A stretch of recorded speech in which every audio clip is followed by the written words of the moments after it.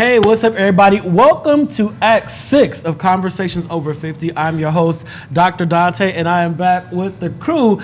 Today is going to be different. I am super excited because we talk about being elders to the millennials and Gen Zs, but y'all would not believe that we have elders. There are black gay men over 50, over 60, over 70, over 80 who are surviving, thriving, and living their best life, who actually pour into us. And today we have a special guest here. We got Greg Hill. Now, Greg, I met Greg, man, it's been years since I met Greg, but me and Greg didn't have our first real conversation until about a month and a half ago when Greg opened up about his life. And when Greg was talking to me about some stuff he'd experienced, I was like, Greg, you know I was in the 6th grade when that happened. And he looked like, oh, you're right. I'm like, man, you went through all of that before I even realized I was gay? Are you kidding me? So, I mean, Greg is an elder in the community whose story is clear, passionate, and life-changing. And we want to welcome him to this very safe space for conversation, for sharing, for enlightenment. And I believe that those of you watching are going to be not only motivated, but really just touched by the share that Greg is going to give us during this episode. So, Greg, welcome to Conversations Over 50. Yes, welcome. But in your case, Conversations Over what? 73. Wow. Hey. 73 years of age. Round of applause. Didn't make Listen, right. Ain't that how y'all do it? Right. Listen. Right. Ain't that how y'all do it? Right. I just clapped. So, Greg, I mean, we got 30 minutes to hear about decades of living. And from what you poured into me over cigars, we talked, just had my jaw dropped. And I said, man, you perfect to come on and have conversation to enlighten and inspire. So just share a little bit about your journey and the space you're in today. My journey. Just where you at today? Like, how's life right now? Yeah, today. We gonna unpack the decades later. But how are you today? Today is a good day. Today in my life, my journey is evolved around literacy, and that's my space today. Years ago, it was HIV. I've been HIV positive 38 years. Okay. And so a lot Blessings. has gone on in that time period. But today is I have a new purpose. My purpose is to enlighten and to encourage adults, children alike, that it is important to learn to read and write and arithmetic. And that's what I'm doing at 73 years old. And it didn't start till 2018. Is when I began this journey in literacy. And that piece didn't happen until I was able to not give a care what one thought about where I was at in my life with literacy and what they thought about it. That was, once I got past that, what the fuck, this is real life and this is what's going on and this is what needs to be paid attention to. So, and I started this journey, and I started with the Los Angeles Public Library. That's when I started. I've been fighting literacy all my life. I've gone through several different programs and such, but to no avail until 2018. I was at the library, and I was there to make copies, and I was leaving, and there was a sign on the door in the library that said, "Learn, Read, and Help." And I looked at it. I've seen, I've gone through this before. And I said to myself, standing there, I said, Greg, you've gone through this so many times in your life. Let it go. You're doing well. You look good. You feel good. Things are good. And then something clicked and said, one more time can't hurt. So I approached the lady that was sitting at her desk, an elderly woman. And I asked her about her literacy program here at the library. This is at 39th and West End, by the way. Mary McLeod Bethune Library, public library support. They still matter. They still matter. So I knocked on the door and I asked her, and then she said to me, "Is it for you or someone else?" When she said me, I thought I was going to faint. I was like, "What the fuck?" she called me out, right? Right. And so I said me. So she told me to come in, and I came in, and I told her kind of my background and and she told me what they do there. They provide people with tutors that need help in whatever area they're volunteer tutors, and I don't have one at the moment, but as soon as I can, I'll get you one. And a week later, she called me. She had a tutor, Catherine. I was with her for about 2.5 years, and then COVID came. And of course, stopped everything. Even stopped me. I thought I was going to die with COVID. I was that sick for 14 days. I've had many death experiences. Yeah, you have. I still sit here, but yeah, for me, moving forward, that's my journey, is to get out the word that is and how important it is, especially with moving forward in our life. Technology and things are changing, and if you don't know how to read and write, you really won't make it. And we have to really help our children do better in that area. And not only our children, our parents. Our parents can't do it. If the children can't do it if the parents don't teach them. And I went through high school, 12 years, high school diploma.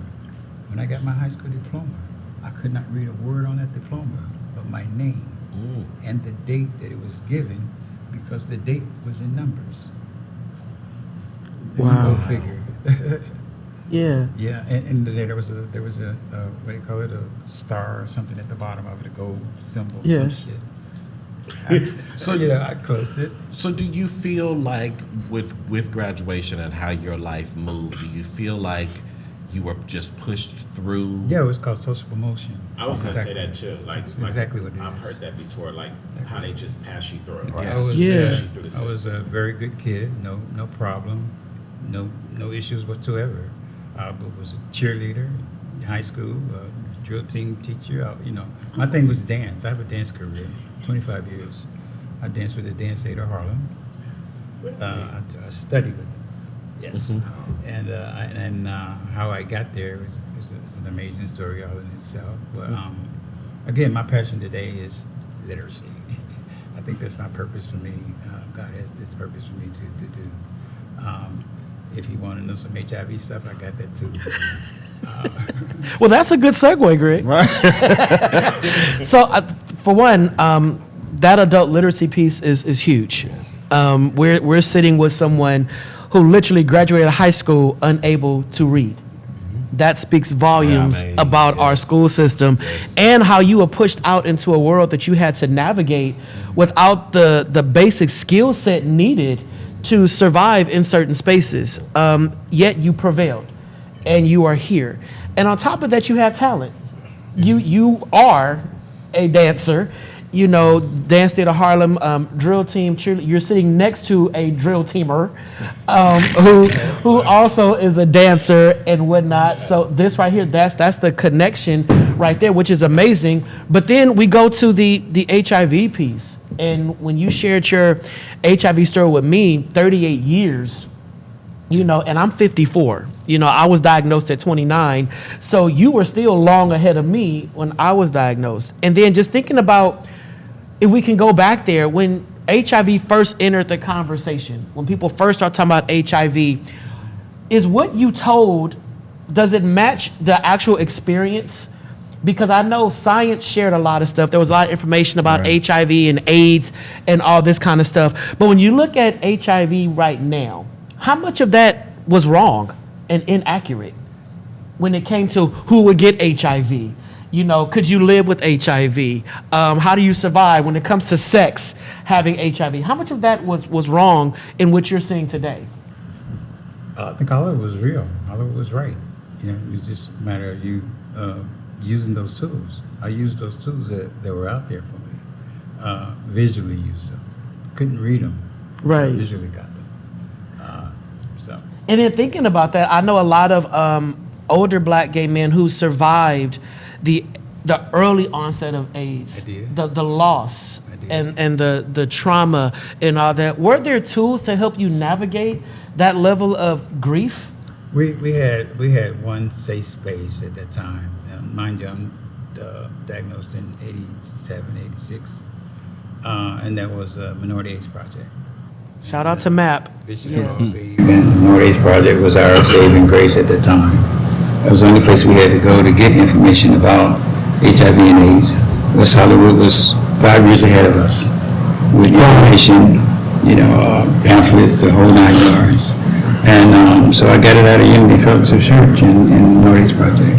So again, you lead me, the question I'm asking, so West Hollywood, predominantly Caucasian area, in dealing with the HIV and AIDS epidemic was far more advanced than African American Absolutely. was. By a long shot. Okay. By a long shot. Was this, do you think, by design, or was this, again, as you expressed, you graduated not being able to totally read and all those things. So was this, we didn't ask the right questions to be in that space, or? Well, we in denial. Was it designed that Yeah. way? I think it's a little bit of both, to be honest with you. Mainly that, listen, in order to know anything about HIV, you'd have to read. And people can tell you, you can see your news, you can hear people talk about it. But to know it and understand it and where we were at the time, we did not know. And those that could not read definitely didn't know. And most of those guys are the ones that are gone. That were not educated enough, even though it was available to us. A lot of us just. And then I think too, in our community, with black men,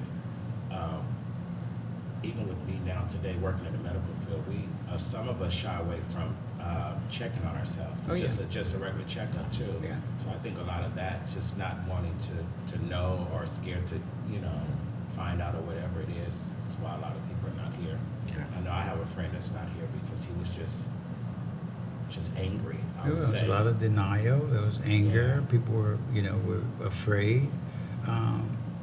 People were dying every week. I was going to funerals every week at Bishop Corbin's church. This is very real. So does that affect how you look at the younger generation be so carefree about HIV or whatever? Because they're not scared by it like your generation was. But they should be, because they're doing the same thing that got me here. Still, unsafe sex. They should be. And you were diagnosed in 87. Yes. And you haven't had sex since 1987, correct? Because your sex life stopped after. That's definitely not the truth. Oh, I was under the assumption that once you get HIV, you don't. You don't What a assume sound. anything. Ever assume. So Greg, it's safe to say that you have had sex since your diagnosis. Absolutely. You've had relationships. Absolutely. You've had marriages and all Marriage. since your diagnosis. So you lived with I'm HIV. living. You're living with HIV. So let's talk about that. How did you? Because a lot of people, once they are diagnosed, they kind of just go into this hole, and they're like, life is over. How did you bounce back, or did you ever stop bouncing? Well, for one, I stayed away in the beginning. I stayed away from denial. Was our biggest problem. It still is today. Denial. I stayed away from denial. I was open and honest with where I was and how I got it, where it came. I educated myself as much as I could. But today, the generation today just don't want to listen to what we have to say to help them move forward or come out of the closet with this denial stuff. Talk about it. Yes, HIV is still real today. Yes, we have huge numbers in this city that are still dealing with HIV. It's real. I don't know, there's a blonde wig or something they keep wearing or something. I don't know. They refuse to learn from the past. That's the problem I have with it. And we're talking 40-something years later. Yeah. What just the black community specific, within the black community, why is there still so much aversion or denial or objection to talking about HIV and sexual health as a whole? I don't think we talk about it enough. I know. Why is that? Denial, again, falls under the category of denial. I think it also stems, again, as African Americans, we don't talk about it. When we talk about health, I talk to doctors every year in the oncology unit at Kaiser. And my biggest thing, and even watching my mom, who is elderly, I ask her, did she ask her doctor certain questions? Because again, as African Americans, we don't know. We don't have those conversations, even into HIV and AIDS. But our life cycles, we don't ask the right questions. We don't ask the nosy questions. We just go with whatever that doctor said. That was something I've always did, was ask questions. I'm a cancer survivor, prostate cancer, 10 years now. So, that was another fight. I got a gang. You got some thing. fights. You got some wars, Yeah, you got some fights. some scars. I want to add something to the fact that you were asking why, the younger generation, really don't talk, or lack of a better word, or more aware about HIV. I think it's the sign of the times. I think HIV is normalized now. Yes. It's just like the flu. It's just like getting got PrEP now. measles. And it isn't, but it's normal. And their mindset. Exactly, because pretty much everybody you meet has it. And there's so many different, medications, with PrEP and all this other stuff. So it's like, yeah, if I get it, fine. But there's so many medications out there that will keep me alive. So it's not like it was back in the day. Like if you got it, you immediately thought it was a death sentence. Like you were going to die. Did you think that, Greg? Yeah, I saw so much of it around me. Yeah. We were sitting around waiting to see who was next. Well, it's almost like in the movie Pose, how Pose went through that Yeah. series Yeah. of showing Yeah. funerals back to back to back to back. That was a true reality Yeah, it that a lot of people don't know. And if you look into what that world looked like back then, again, they were burying bodies on an island in New York. There were so many that they didn't have enough Right, ground yeah, space yeah. for graves. So I think, like you said, that this generation. That's the difference. now- Like you don't have funerals Yeah. every week anymore. you don't. You don't hear about any of that. So there's no reason for alarm for them. So 'cause they feel like, oh, if I get it, I know I can take medicine. I see all these people who have lived with it. Unless somebody tell them different. And that's what I'm trying to do. Yeah, exactly. Now they definitely need to be educated, most definitely, because they've become yeah. comfortable. And that's my thing. So, Greg, you are truly a sage. When we talk about Yeah. sage wisdom, you are sage wisdom. When you enter spaces that are occupied by black gay men of all generations, do you feel seen and heard? Yes. I make myself seen and heard. How? How? By telling my story. They can Okay. see me. Yeah, open up my mouth and speak. Communication.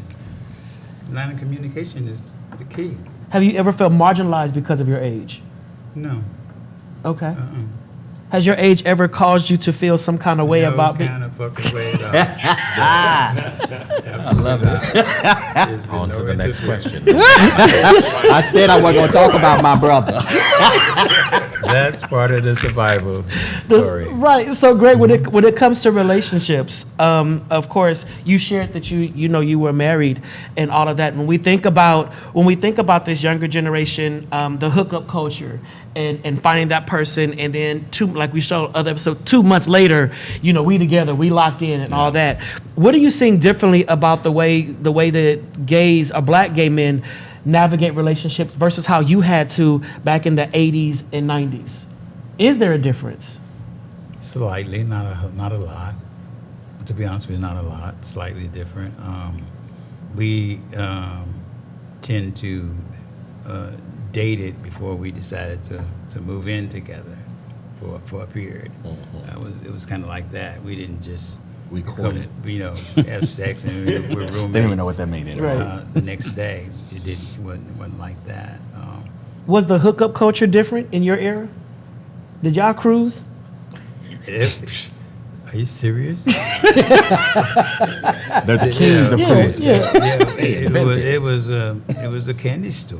Oh, okay. Yeah, the whole period was a candy store. Even during the fight was a candy store. Wow. Even now, it's a candy store. So what are you seeing differently about the way we navigate today? Because we're younger than you. I'm almost 20 years younger than you.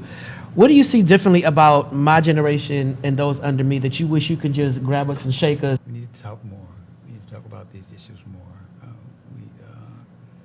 we need to do what you're doing. This is huge right here. What you're doing. Thanks, Greg. It's incredible, and allowing a safe space to talk about these issues is a great starting point. But we have to do more though, because there's so many of them out there that don't know. We only know what we know. Right. What we don't know, we don't know. And when it comes to your peers and your demographic, your age, how do you guys all feel about aging as Black and gay in America? Most of my peers are dead. Quite a bit of them, most of them are gone.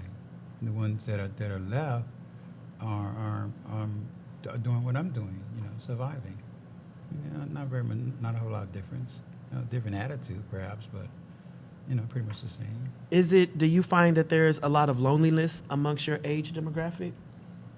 Yeah, there's a lot of them out there that are lonely, close themselves up. They giving up, don't think they have it anymore, and then for a number of reasons they give up. Different health issues cause them to not to be the person who they used to be or have the fun they used to have. Yeah, they're going through that big time. Those that are still left. I'm not the only survivor here. Right. And if you think about a message that you could give the Black gay community as a whole, as it pertains to how we could be more supportive of our sages, how we can make sure that your voice is heard, their voices are heard, that we're not just speeding past these amazing stories, what would you say? If you could look into that camera and just give some words of advice to the Black gay community as a whole, what would you say? And say them to the mic, Greg. I think like, we need there you go. to come together and have fun like we did when we had to catch one. Wow. Have some fun. We need to have some fun. We need to have fun with each other, and we don't have fun with each other today. There's no clubs in LA for us to go to have fun. What does fun look like? But catch one, 800 men in the dance floor. That was fun. That was fucking fun. And you had all night to choose who you wanted to get.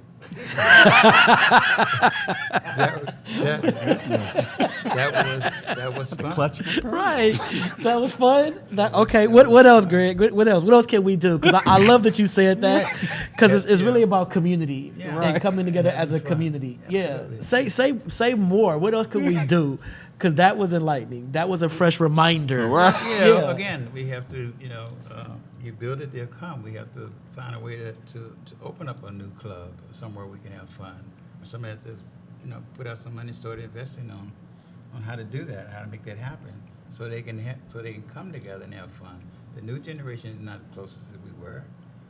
They over here and over here and over there. We were all in one big ass room. Yeah. Working it out, sweating, stinking, all that, everything. Sex was plenty. There was no boundaries. There wasn't. I love that. Hey, Greg, like this is.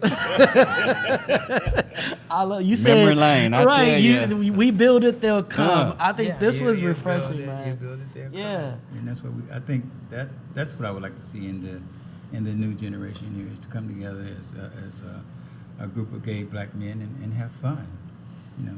That don't always mean today have to be sexual, just fun, cards, whatever, games, whatever, date nights, I love that. So, Greg, I wanna recap what you really highlighted. One, literacy is important.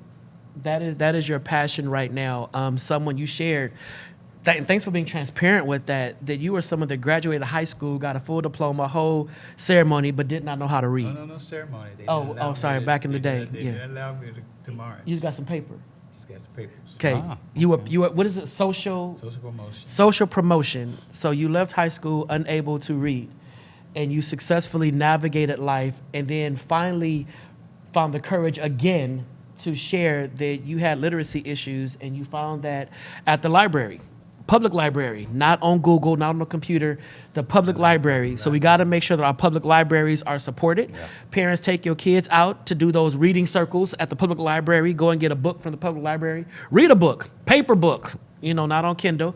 So Greg, thank you for that. You also shared about living with HIV for the last 38 years. 38 years HIV positive, surviving with HIV, and shared about the loss that you've experienced as a result of the AIDS crisis, something that we cannot imagine because we were kids. Well, at least I was a kid. I don't know about y'all. I was a kid. When that no, it's the shirt. I was a kid when that happened. Even the loss of a partner through HIV was a crazy experience. You lost a partner to HIV? Partner that I married, that I was with for 17 years. Oh, wow. I married him in March of '93, and he died 2 months later. This is when marriage wasn't a big popular thing then. We wouldn't call husbands and wives; we would call partners. Yeah. All that husband and wife thing is something new. I'm not with it because it's not what it is. We were partners for life. That's what we would pronounce when we were married. Did y'all have a commitment ceremony? We had a commitment Yeah, ceremony. because I remember those back in the We had a day. huge ceremony. We had a guest list of about 200 people that supported me and my partner. Union. We had a holy union, is what called being performed with us. And he passed away 2 months later? My Ralph passed away 2 months later. I knew he was sick. He knew he was sick. I knew he would die. I knew I would die. It was something we always wanted to do, was to marry.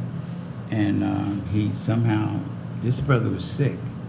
And he asked me, what do we have in our account? I told him. He said, let's get married. I'm like, dude, we already married 17 years. You're sick as fuck right now. What are you talking about?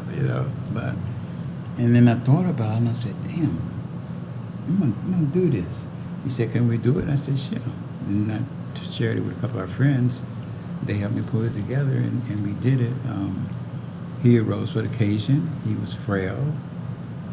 He was sick, but I wrapped him up real good, and we did our tuxedos and went down and took care of him from that point on. Continued to go on my life. I had that part where I went through remorse. I went through that whole thing. Why him, not me? I went through that whole thing. That was difficult. Losing him like that. We were partners for life. We truly that. So yeah, it was a difficult time period.